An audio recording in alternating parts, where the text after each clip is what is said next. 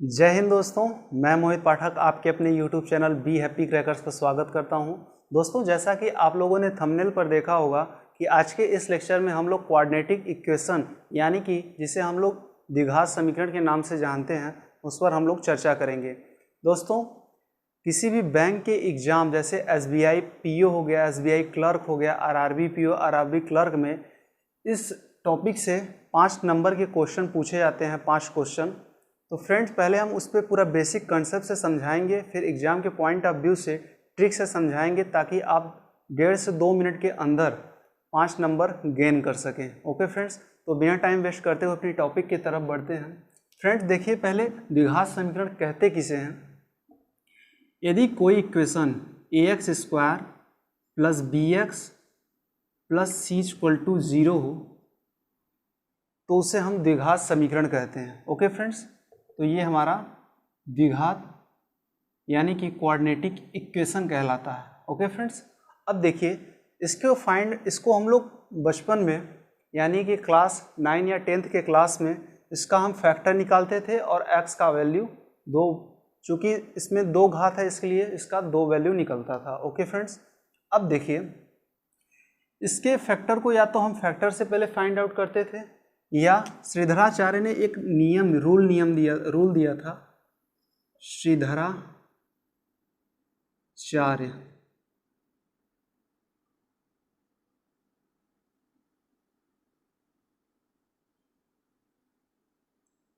इसके वैल्यू को find out करने के लिए श्रीधराचार्य ने एक नियम दिया था। वो देखिए फार्मूला क्या था, x बराबर -b ± √b² - 4ac/2a। अब देखिए फ्रेंड्स, यहाँ पर 2 साइन होते हैं, या तो b का साइन जहाँ पर ac हमारा जो है कांस्टेंट यानी कि एक कांस्टेंट है और b हमारा x का एक गुणांक है। ओके फ्रेंड्स, अब देखिएगा एक फार्मूला इसी में होता है। ये 3 आपके इम्पोर्टेंट पॉइंट है, इसमें आपको मालूम होगा शायद कि मूलों का योग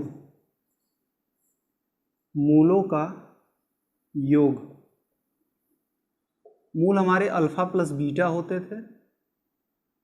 अल्फा प्लस बीटा = -b/a, और एक होता था मूलों का गुणनफल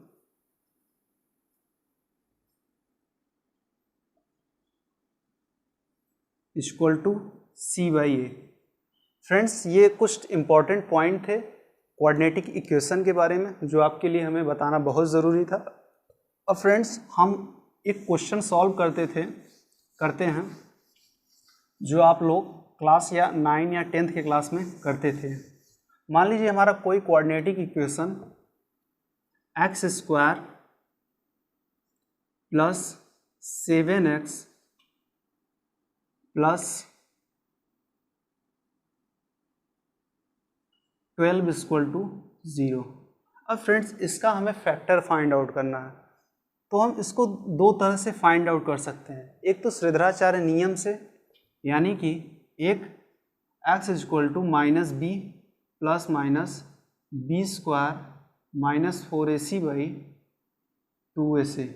अब फ्रेंड्स कंपेयर करें तो यहाँ पर b के स्थान पे हमारा क्या है, देखिए ये हमारा जो मेन स्टैंडर्ड फॉर्म होता था क्वाड्रेटिक इक्वेशन का, ये होता था x² + bx + c = 0।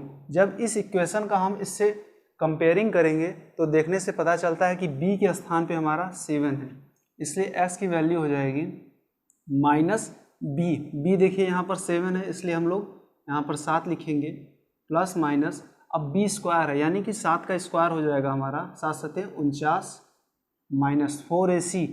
यहाँ पर कुछ नहीं है यानी कि 1 है हमारा, तो हम क्या करेंगे 4a 4 × 1 × c हमारा 12 है। ओके फ्रेंड्स, देखिए c हमारा कंपेरिजन करने पे 12 है।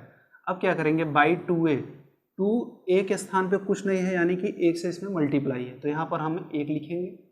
अब देखिए s का इक्वल टू हो जाएगा -7 प्लस माइनस 49 माइनस 48 पूरा बटा 2 या x equal to -7 plus minus 49 में से जब एक घटा देंगे तो हमारा ±1 हो जाएगा। Okay friends, by 2।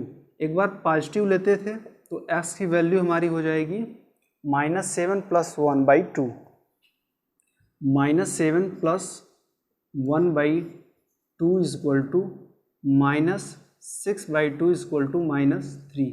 और जब माइनस हम लेंगे एक बार तो हमारी वैल्यू हो जाएगी x की -7 माइनस 1 बाई 2 या -8 बाई 2 इक्वल टू -4। तो x की हमारी दो फैक्टर हो गए, एक तो -3, एक -4। ये हमारे आंसर। या तो इसी कोऑर्डिनेटिक इक्वेशन को हम इससे भी फाइंड आउट कर सकते हैं फैक्टर में तोड़ के, x² plus 7x plus 12 equal to 0।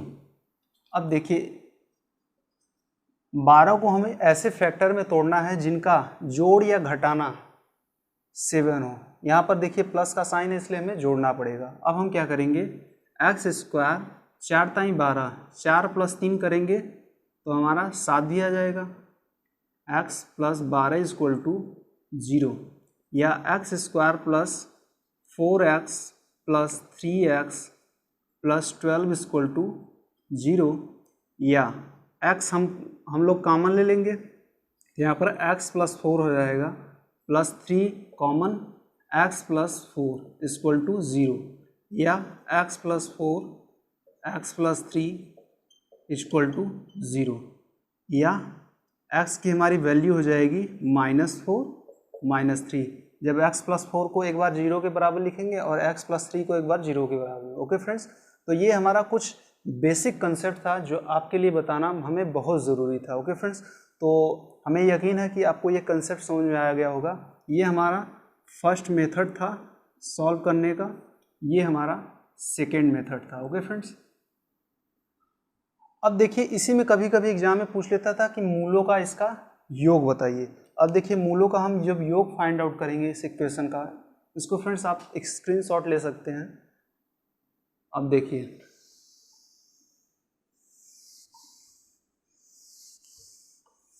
जब हमें इसका मूलों का योग ज्ञात करना होता था तो हम क्या करते थे, alpha plus beta equal to, चूँकि हम लोग जानते हैं मूलों का योग होता है -b/a। यहाँ पर माइनस लिखेंगे, b के स्थान पे 7 है, जब भी हम लेते हैं साइन के साथ लेते हैं। ओके फ्रेंड्स, अब देखिए -b/a, यहाँ पर b के स्थान पे 7 है, कंपेयरिंग देखिए कीजिए 7 है, a के स्थान पे कुछ नहीं है यानी कि 1 है, इसलिए हमारा मूलों का योग हो गया -7। ओके फ्रेंड्स, अगर यहीं पे फाइंड आउट करने के लिए कहता कि मूलों का गुणनफल, तो हम क्या करते, अल्फ़ा इंटू बीटा करते, that is equal to c/a होता है, हम लोग जानते हैं। इसलिए यहाँ पर हो जाएगा c की वैल्यू कितना है +12, इसलिए हम यहाँ पर 12 लिखेंगे बटे a की वैल्यू कुछ नहीं है यानी कि 1 से इसमें मल्टीप्लाई, इसलिए यहाँ पर 1 हो गया, that is equal to 12। Okay friends, तो देखिए ये कुछ आपके बेसिक कॉन्सेप्ट थे जो हमें आपके बताने के लिए बहुत ज़रूरी था।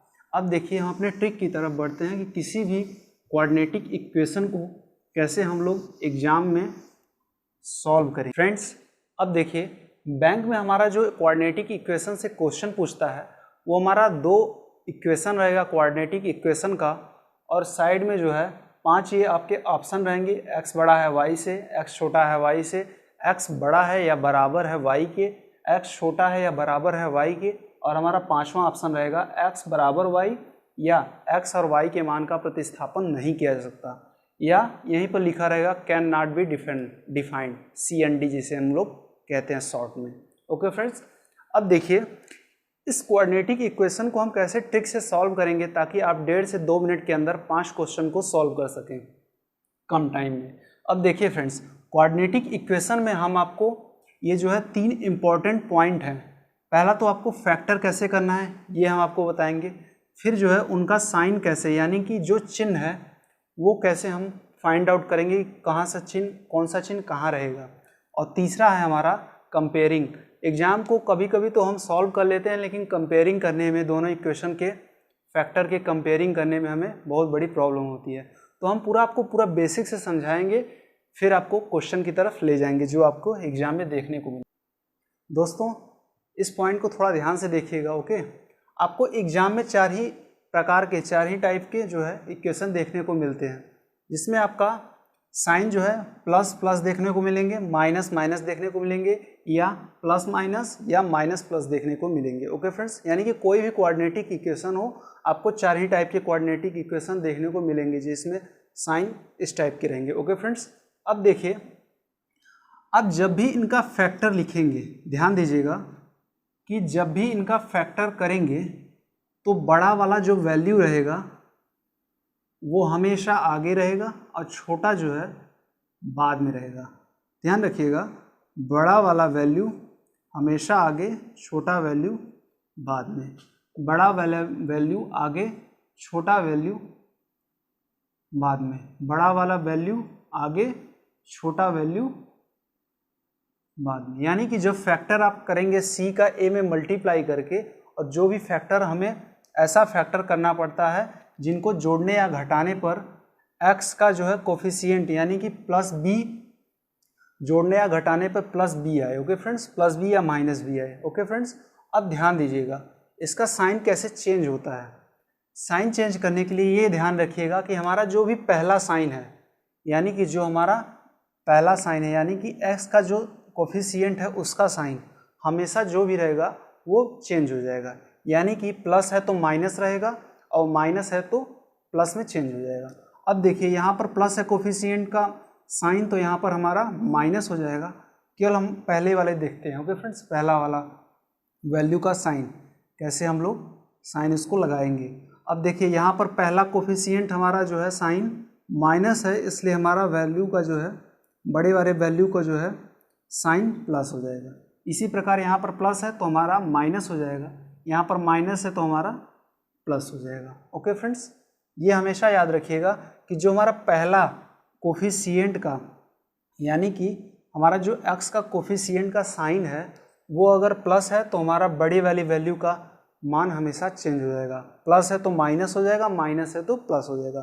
अब हम देखते हैं कि सेकेंड वाले जो हमारा कोफिशिएंट c है उसका जो है साइन अगर प्लस है, ध्यान दीजिएगा कैसे चेंज होता है c का साइन।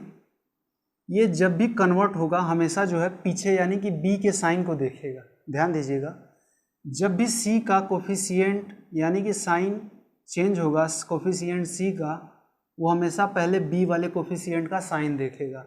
अगर यहाँ पर प्लस है तो ये हमेशा ध्यान रखिएगा कि यहाँ पर जो भी साइन हो है वो ऑलवेज जो है चेंज हो जाएगा। अगर यहाँ पर प्लस है तो यहाँ पर माइनस हो जाएगा, अगर यहाँ पर माइनस है तो यहाँ पर प्लस हो जाएगा।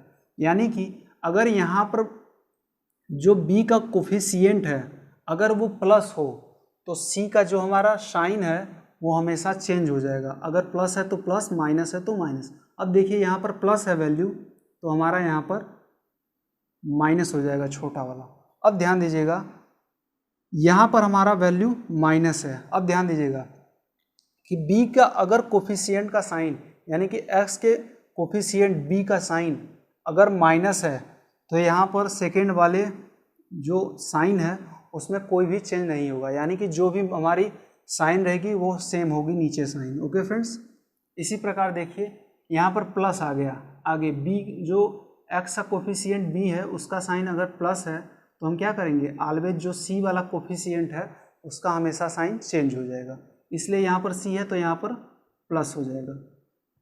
इसी प्रकार देखिए यहाँ पर माइनस आ गया तो यहाँ पर साइन जो है चेंज नहीं होगा, जो था साइन वही साइन रहेगा। ध्यान दीजिएगा, एक बार आप लोग फिर देख लीजिएगा कि सबसे पहले कोऑर्डिनेटिक इक्वेशन का हम लोग जो है 2 फैक्टर में ऐसा करेंगे कि हमारा जोड़ने या घटाने पर जो x का कोफिशिएंट यानी कि x का जो हमारा कोफिशिएंट है वो आ जाए जोड़ने या घटाने पर, ओके फ्रेंड्स। अब क्या करेंगे, दूसरा जब भी हम फैक्टर करेंगे तो हमारी जो बड़ी वाली वैल्यू है उसको हमेशा पहले लिखेंगे और जो सेकेंड छोटी वाली वैल्यू है उसको हमेशा बाद में लिखेंगे, ओके फ्रेंड्स। अब ध्यान दीजिएगा कि इसका साइन हम कैसे चेंज करते हैं। साइन चेंज करने के लिए ये ध्यान रखिएगा जो हमारा x का कोफिशिएंट है, यानी कि x का जो कोफिशिएंट यानी कि ये जो प्लस b है हमारा, और इसमें जो हमारा माइनस b है, ये ध्यान रखिएगा जो हमारा साइन है वो हमेशा चेंज हो जाएगा, पहला वाला साइन, ये ध्यान रखिएगा। ओके फ्रेंड्स, अब देखिए जो हमारा c का कोफिशिएंट, जो हमारा कोफिशिएंट कांस्टेंट c है, उसका साइन चेंज करने के लिए हम सबसे पहले b का साइन को देखेंगे। अगर प्लस है तो हमेशा जो है c का साइन चेंज हो जाएगा, यानी कि सेकेंड वाली जो वैल्यू हमारी फैक्टर निकली थी वो हमेशा साइन चेंज हो जाएगा अगर प्लस है तो। अगर माइनस b का साइन जो है माइनस है तो यहाँ पर जो c का साइन है हमारा वो ऑलवेज जो रहता है हमेशा वही रहेगा। ओके फ्रेंड्स, तो ये छोटा सा ट्रिक था।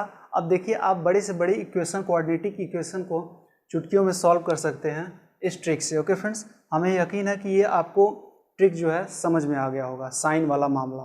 ध्यान रखिएगा अगर प्लस है, ध्यान रखिएगा कि अगर जो पहला वाला साइन है हमारा वो ऑलवेज चेंज होता है, प्लस है तो माइनस हो जाएगा, माइनस है तो प्लस। और सेकेंड यानी कि जो हमारा सेकेंड साइन है सी का, वो हमेशा अगर पहले वाला बी का जो साइन है अगर प्लस रहेगा तो सी का साइन हमेशा चेंज हो जाएगा। अगर बी का साइन माइनस रहेगा तो सी के जो साइन है वो हमेशा जो रहता है वही रहेगा, यानी कि ये वाला। अब ध्यान दीजिएगा, हम पहले छोटे से छोटे कोऑर्डिनेटिक इक्वेशन को सॉल्व करेंगे, फिर आपको ऐसे ऐसे क्वेश्चन को सॉल्व कराएंगे जो एग्जाम में देखने को अक्सर देखने को मिलते हैं। ओके फ्रेंड्स, तो हम अपना क्वेश्चन लेते हैं। देखिएगा आपको एग्जाम में ऐसे जो है ऑप्शन देखने को मिलेंगे 4, 5। x बड़ा है y से, x छोटा है y से, x बड़ा है या बराबर है y से, x छोटा है या बराबर है y के, x बराबर है y के, या सी एंड डी।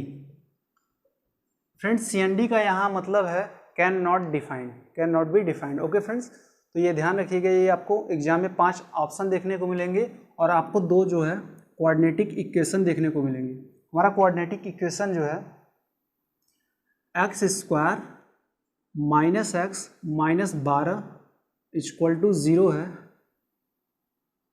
और दूसरा है Y square plus 5y plus 6 equal to 0। अब ध्यान दीजिएगा फ्रेंड्स, आपका जो है आप जब एग्जाम हॉल में जाएंगे तो आप क्वेश्चन को नहीं लिखेंगे, क्योंकि आपका क्वेश्चन जो है स्क्रीन पर लिखा रहेगा। आप अगर क्वेश्चन को जो है अपने रफ पेपर पर लिखेंगे दोबारा से तो टाइम वेस्ट होगा। ओके फ्रेंड्स, हमारा सजेशन यही रहेगा कि आप लोग क्वेश्चन को दोबारा मत लिखिएगा, केवल फैक्टर कहीं लिखिएगा। अब देखिए इसको हम कैसे सॉल्व करेंगे। हमने आपको बताया था, पहले देखिए आप जब भी ऐसे करेंगे लाइन खींच देंगे और जो भी फैक्टर करेंगे सबसे आगे बड़ी वाली वैल्यू को लिखेंगे। ओके फ्रेंड्स, अब ध्यान दीजिएगा कि 12 का हमें मल्टीप्लाई करना होता है एक्स स्क्वायर के कोफिशिएंट से। तो यहाँ पर देखने से पता चल रहा है कि 1 है। पहले तो हम आपको छोटा सा समझाएंगे, फिर आपको फटाफट से क्वेश्चन को सॉल्व करेंगे। ओके फ्रेंड्स, तो देखिए 12 का हम मल्टीप्लाई करते हैं 1 में तो 12 1 कम 12 होता है। अब क्या करेंगे कि 12 का हमें ऐसा फैक्टर करना है कि जोड़ने या घटाने पर हमारा x का जो यहाँ पर फैक्टर है, यानी कि यहाँ पर फैक्टर देखिए कुछ नहीं है, यानी कि 1 है। ओके फ्रेंड्स, तो हमारा 12 का ऐसा फैक्टर करना है कि जोड़ने या घटाने पर हमारा x के कोफिशिएंट के बराबर हो। देखिए 4 ताई 12 होता है, तो हम पहले सबसे पहले क्या लिखेंगे, बड़ी वाली वैल्यू आगे लिखेंगे 4। अब देखिए 3 छोटी है तो 3 वाली वैल्यू को बाद में लिखेंगे।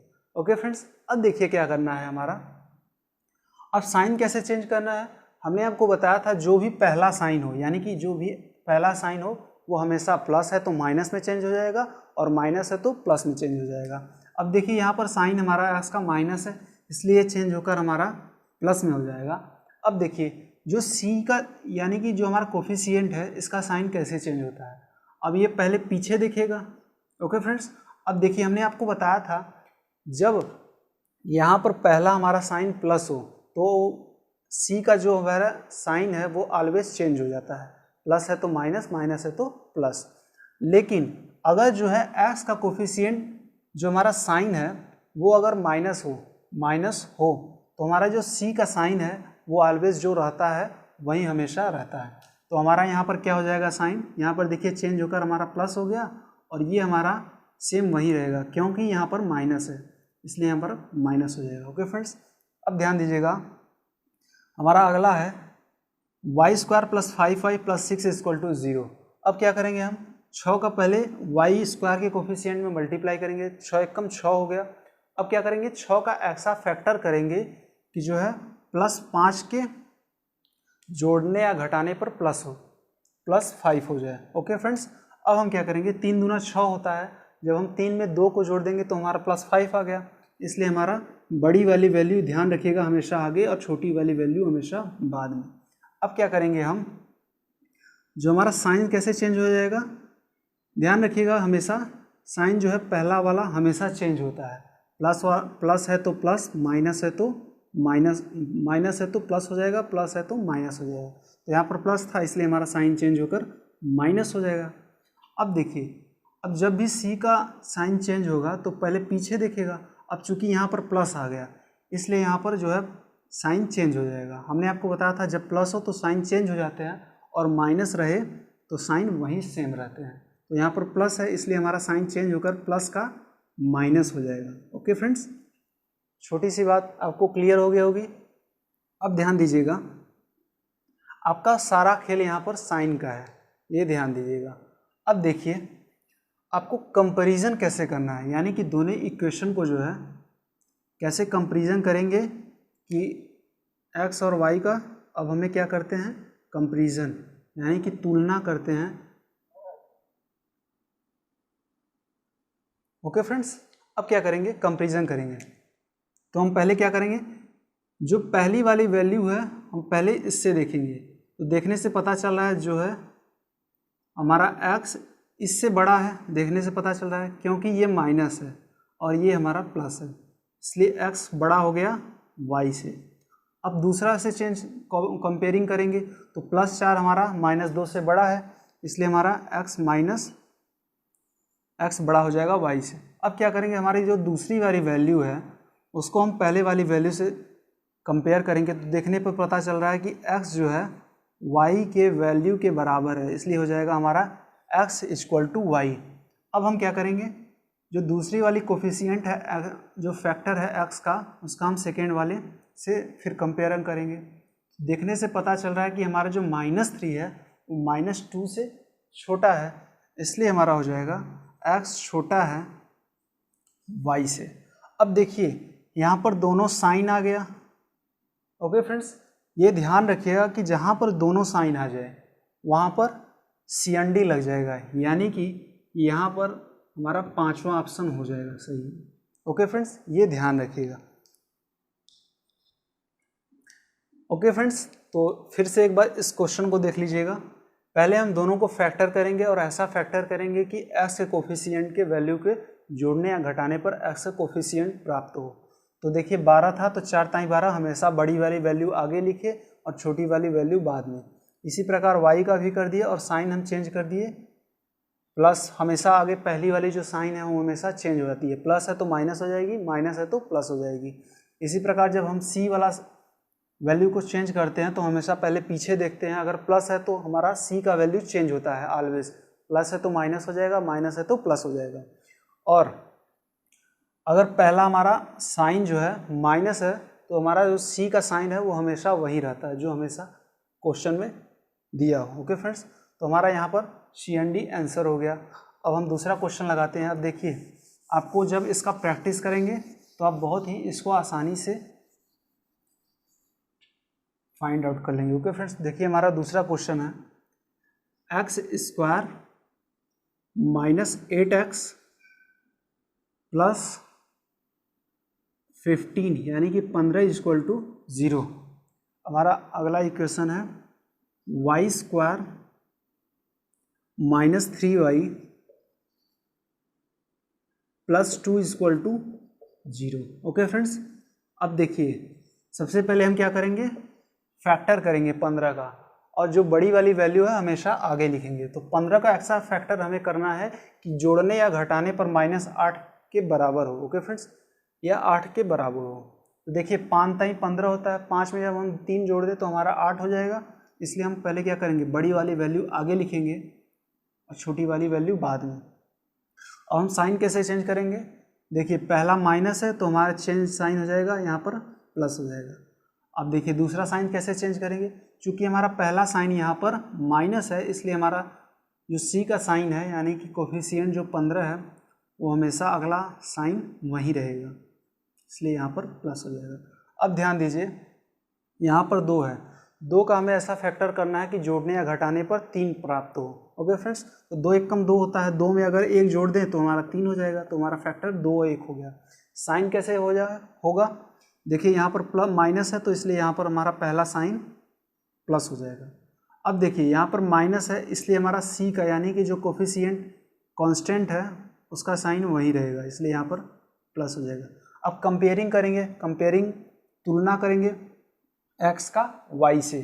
जब हम कंपेयरिंग करेंगे 5 + 5 का इन दोनों से, देखिए क्या पता चलता है, +5 बड़ा है 2 से और +5 बड़ा है 1 से, यानी कि पता चल गया कि x बड़ा है y से। अब देखिए दूसरा हमारा है +3 जो है +2 से बड़ा है y के और +1 से बड़ा है, इसलिए यहाँ पर हो जाएगा x बड़ा है y से, इसलिए हमारा ऑप्शन जो है पहला सही हो जाएगा। ओके फ्रेंड्स, तो ये छोटा सा, अब देखिए हम धीरे धीरे अपने क्वेश्चन को बेस को बढ़ाएंगे, यानी कि अब हल्का हल्का जो है क्वेश्चन को, टफ क्वेश्चन को लेंगे ताकि आपको प्रैक्टिस बनी रहे, आपकी प्रैक्टिस। ओके फ्रेंड्स, अब देखिए एक क्वेश्चन हम इसी में का और ले लेते हैं।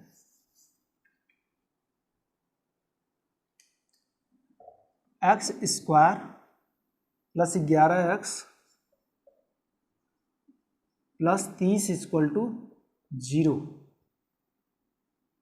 y² + 7y, y² + 7y + 12 = 0, ये हमारा सेकेंड ऑप्शन है। अब ध्यान दीजिएगा कि हम सबसे पहले क्या करेंगे, 30 का x² के कोफिशिएंट में मल्टीप्लाई करेंगे। यहाँ पर 1 है इसलिए 30 का वैल्यू 1 में मल्टीप्लाई करेंगे तो वही होगा। अब 30 का हमें ऐसा फैक्टर करना है कि जोड़ने या घटाने पर हमें 11 प्राप्त हो। तो देखिए 6 × 5 = 30 होता है, इसलिए 6 में 5 जोड़ देंगे तो हमारा 11 हो जाएगा। इसलिए हम सबसे पहले जो फैक्टर लिखेंगे वो बड़ा वाला फैक्टर लिखेंगे, तो हमेशा 6 लिखेंगे आगे और यहाँ पर 5 लिखेंगे। ओके फ्रेंड्स, अब देखिए साइन कैसे होगा, पहला वाला साइन चेंज हो जाता है, प्लस है तो हमारा माइनस हो जाएगा। अब देखिए चूँकि पहला वाला साइन प्लस है इसलिए हमारा जो कांस्टेंट है उसका हमेशा साइन चेंज हो जाएगा, यानी कि ये देखिए प्लस है तो हमारा यहाँ पर प्लस था, पहला साइन प्लस था इसलिए हमारा सी का जो कोफिशिएंट है कांस्टेंट सी है, यानी कि जो +30 है उसका साइन चेंज होकर यहाँ पर माइनस हो जाएगा। अब देखिए हमारा जो y का क्वांटिटी की इक्वेशन है 12 है, 12 में को ऐसा फैक्टर करना है कि जोड़ने या घटाने पर हमें 7 प्राप्त हो। तो 4 ताई 12 होता है, 4 में जब हम 3 जोड़ देंगे तो 7 प्राप्त होगा, और जब हम लिखेंगे तो हमेशा बड़ी वाली वैल्यू लिखेंगे। 4 ताई 12 होता है तो 4 लिखेंगे और यहाँ पर 3 लिखेंगे। ओके फ्रेंड्स, अब देखिए क्या करेंगे, साइन कैसे चेंज करेंगे, यहाँ पर प्लस है तो माइनस हो जाएगा और यहाँ पर प्लस है तो इसका साइन चेंज हो जाएगा, यहाँ पर माइनस हो जाएगा। ओके फ्रेंड्स, अब देखिए कंपेयरिंग कैसे करेंगे, -6 का y के दोनों फैक्टर्स कंपेयर करेंगे तो कि देखिए -6 -4 से छोटा है, -3 से छोटा है, इसलिए हो जाएगा x छोटा है y से।